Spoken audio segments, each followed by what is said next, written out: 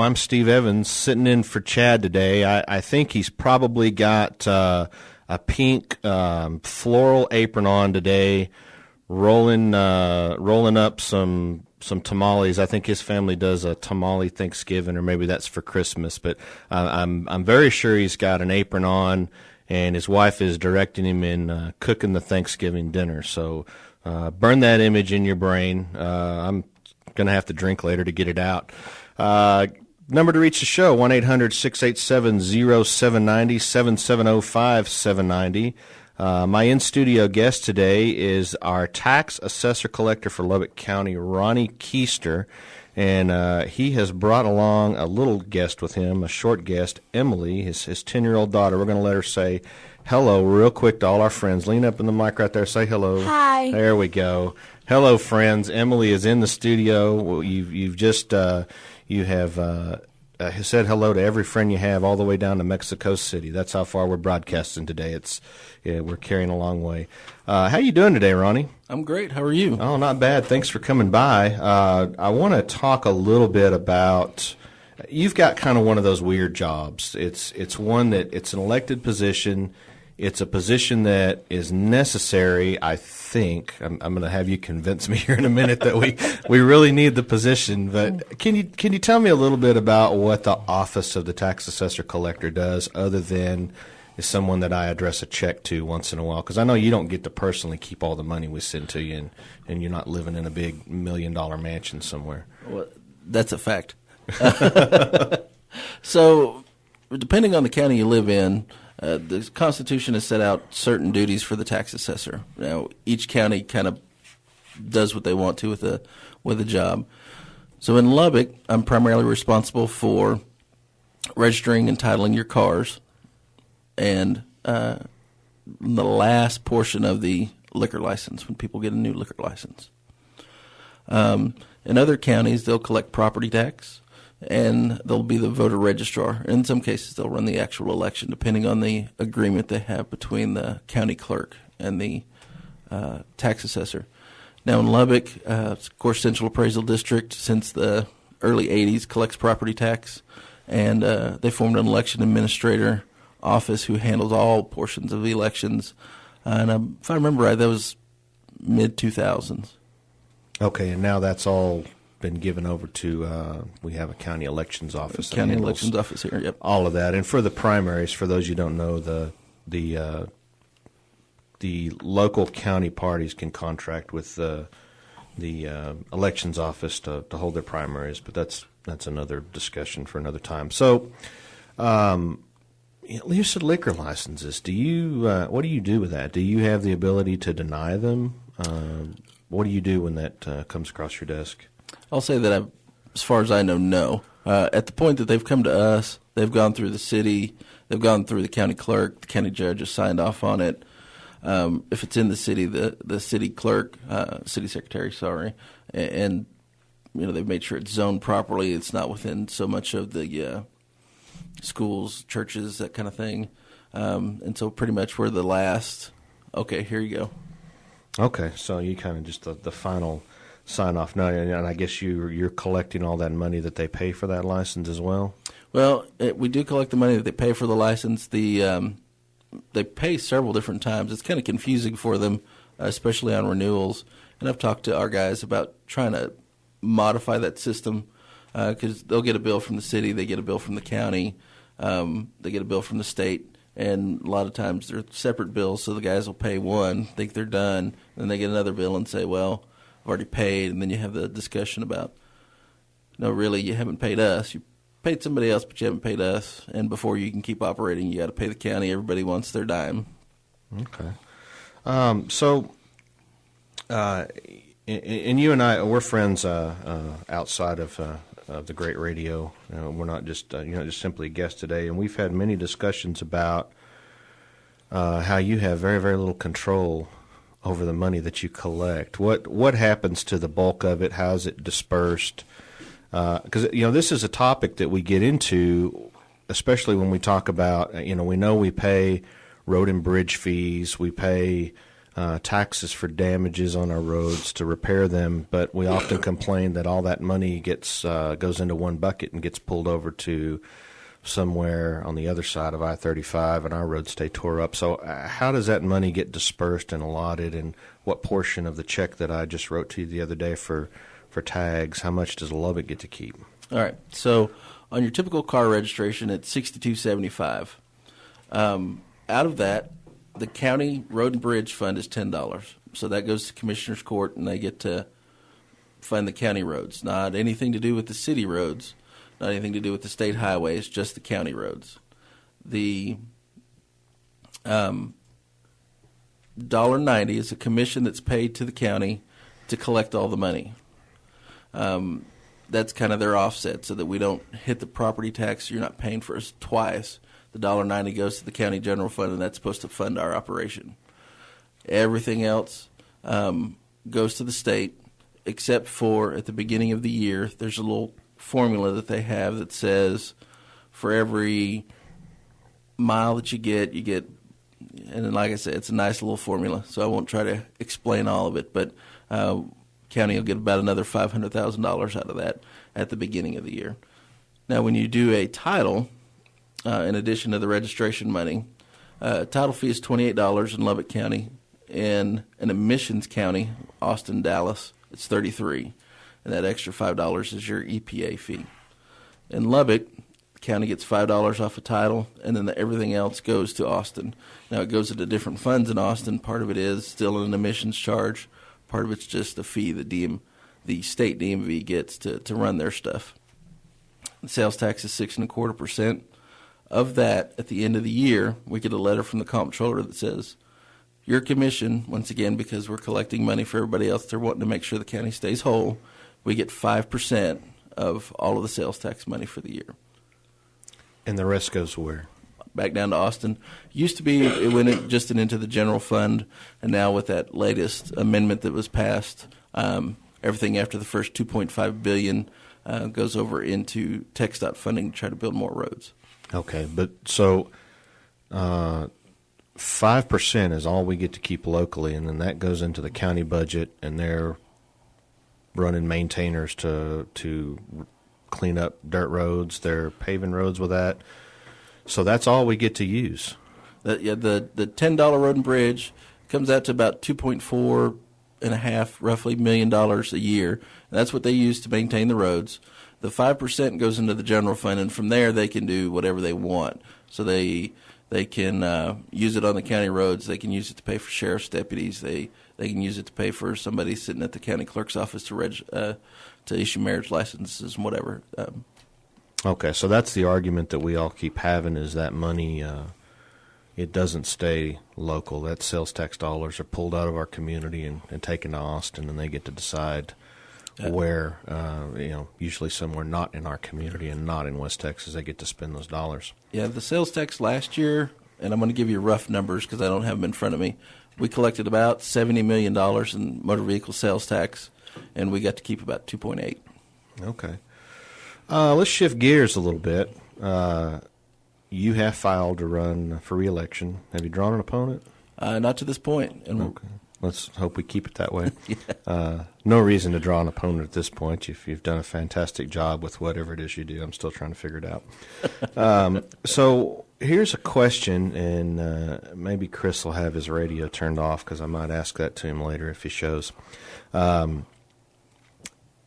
How, as a conservative, this is a partisan race. You file with the Lubbock County Republican Party. It's a partisan race. You run a primary, so you'll be on the Republican ticket for the primary. How, as a Republican, do you have any ability in your office to exercise conservatism? Well, I think as a conservative, what you're doing is you're making sure you're a good steward of the money that you're given to begin with. I think if you look at an office like mine, truth be told, we'll call it like it is. I'm a money-making venture for the state and for the county. And my job is to make sure that we use every dollar that comes in to us that we're supposed to use to collect money as efficiently as possible. So if you figure, and we'll just use that $70 million figure, if you look at a business and we're collecting $70 million to send out, but it only cost you 2.8. That's a pretty good return on investment.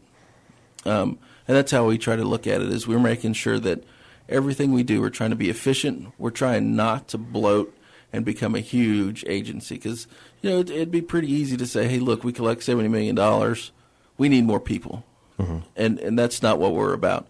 We're about, all right, what's acceptable for us in terms of customers having to be in here? We're a customer service agency. How can we make it more efficient for them?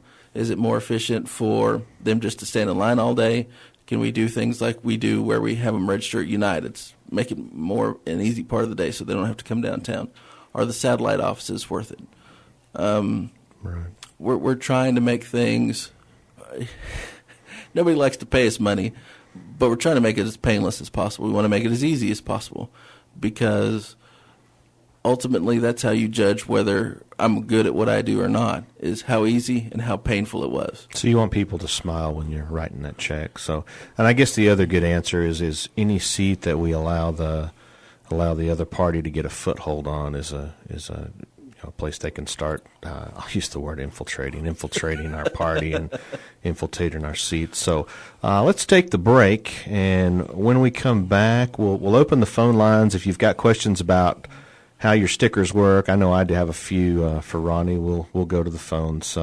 Be back in just a minute. I'm Steve Evans in for Chad Hasty. We'll be right back. All right, we're back. Steve Evans in today for Chad on the Chad Hasty Show. I've had nobody text me or call me and confirm that he's not wearing a pink flowery apron, cleaning house or cooking. So we're going to assume that he probably is.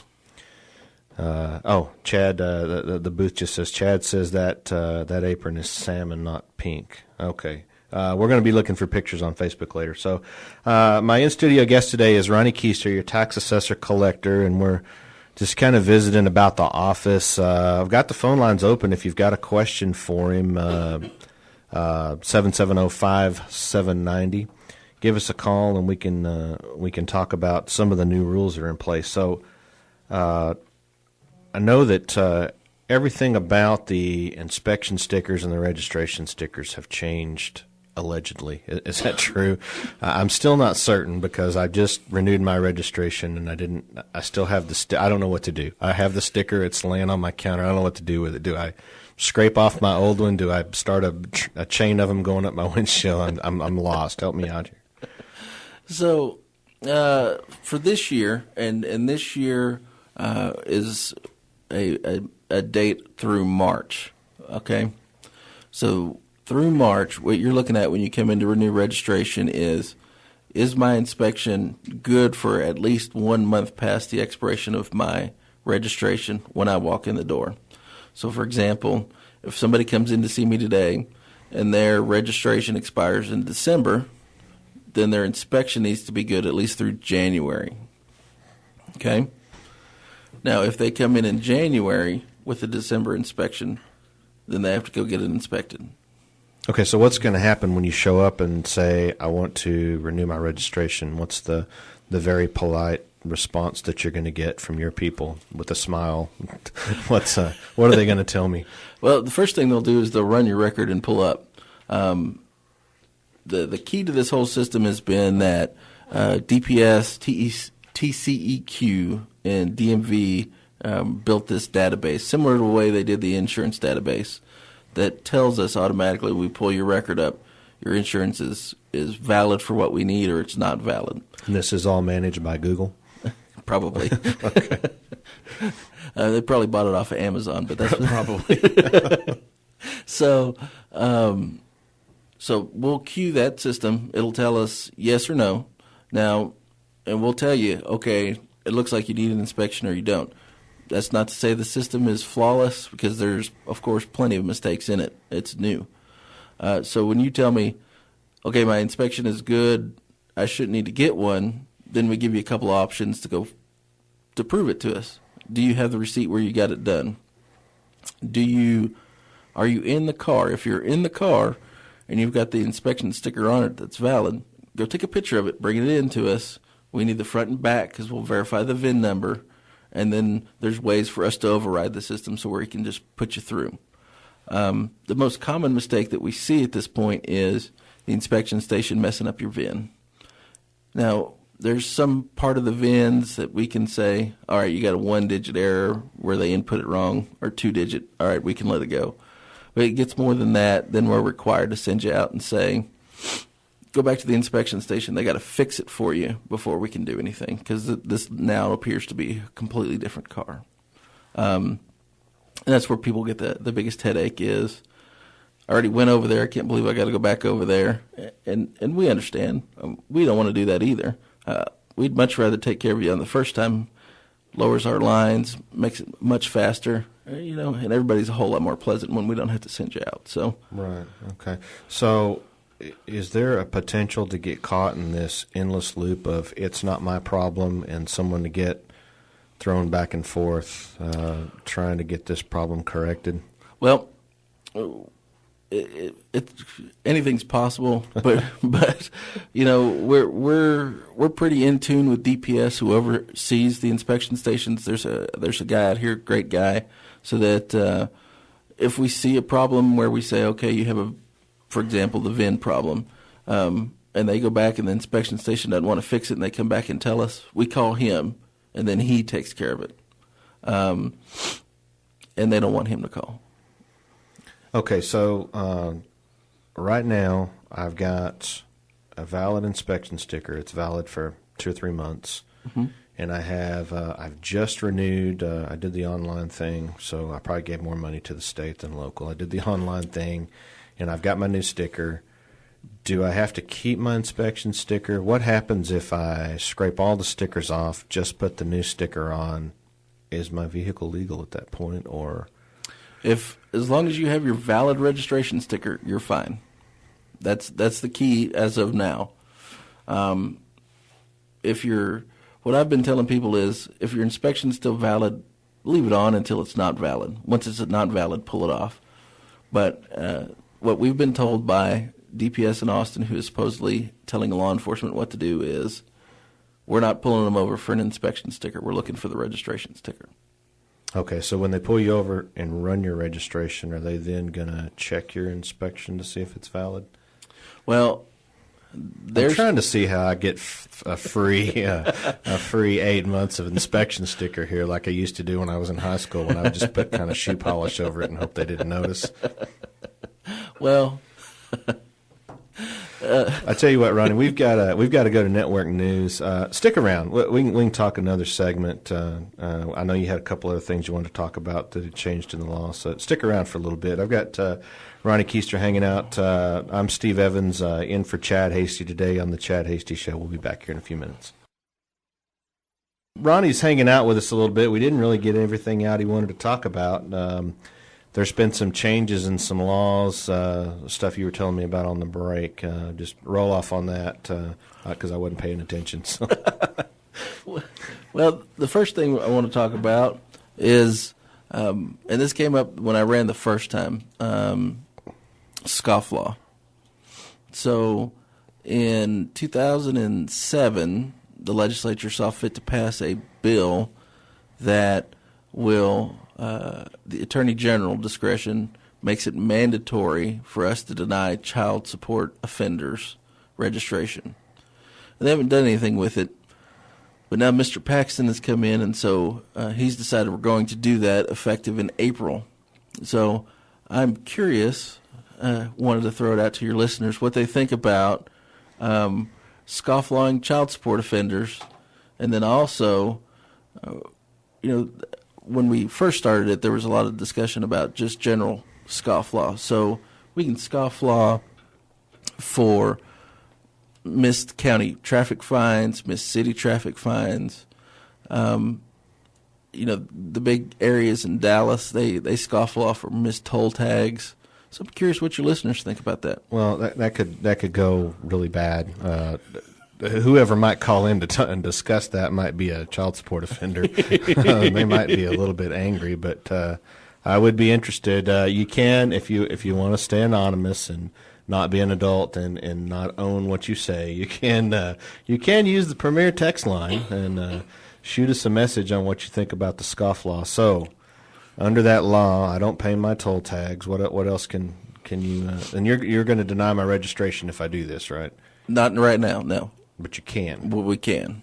And then, so the Attorney General is going to back that up, or so the toll tags and everything are currently in force across the state. If people want to, if the county tax assessor and the county commissioner's court wants to do it, the one that the Attorney General is going to mandate is the child support.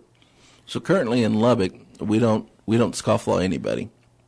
If you have a traffic ticket at city court and you never show up, and you've got 100 of them, that we don't do anything to you. okay.